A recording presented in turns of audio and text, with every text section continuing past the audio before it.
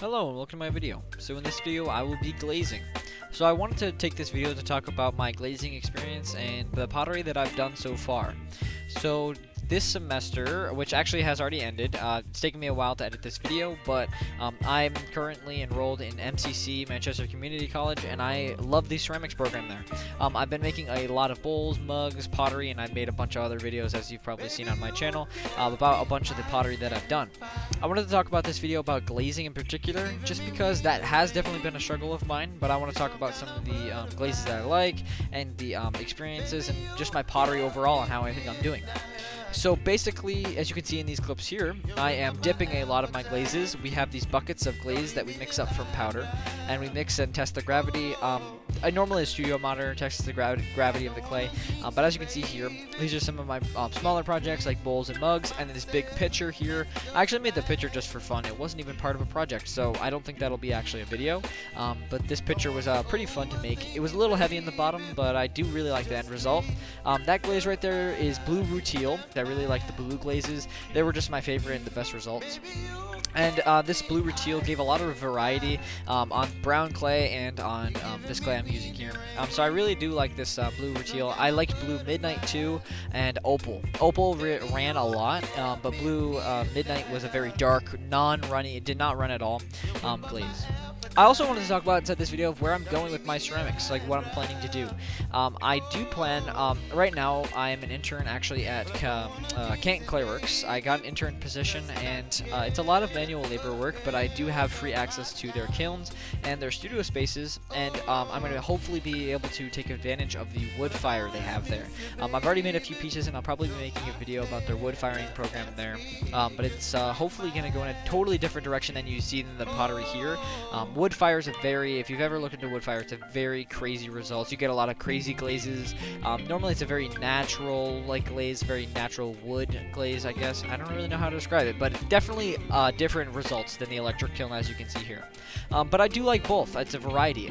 This electric kiln results, these glazes here, I really like these glazes. This vase here in particular, this bubble one, the one with the free bubbles, I really like that one. That one is a very drippy black and mixed with like a dark blue glaze, and that one was one of my favorite glaze combinations that I found throughout the semester.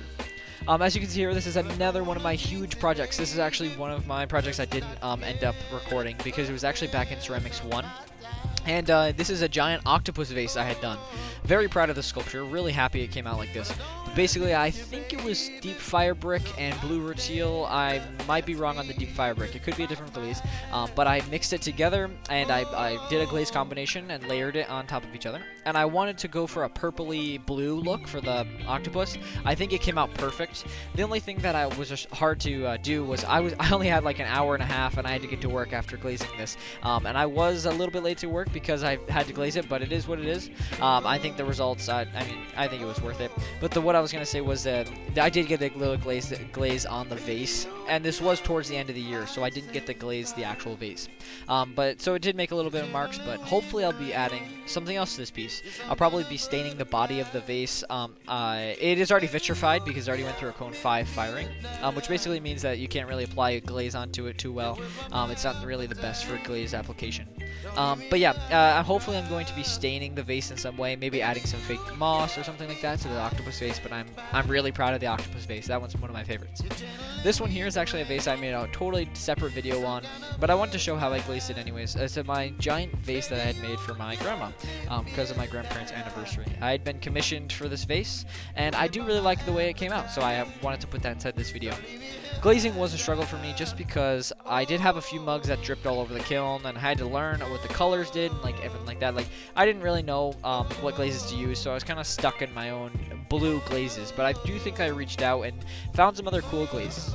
I really like brown and red glazes, so hopefully I'll be able to take advantage of those colors inside the wood kiln as well, because the wood kiln gives a lot of variety and a lot of texture inside the wood kiln.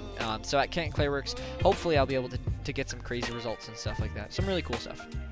And then, as you can see here, the 2 elephant sculptures I had also made a separate video on, and I do like the results of those. Not my total favorite sculpture I've made, but a pretty fun one. So I hope you guys enjoyed this video, and stay in touch with my ceramics in the future. I hope you guys enjoyed. I'll see you in the next one.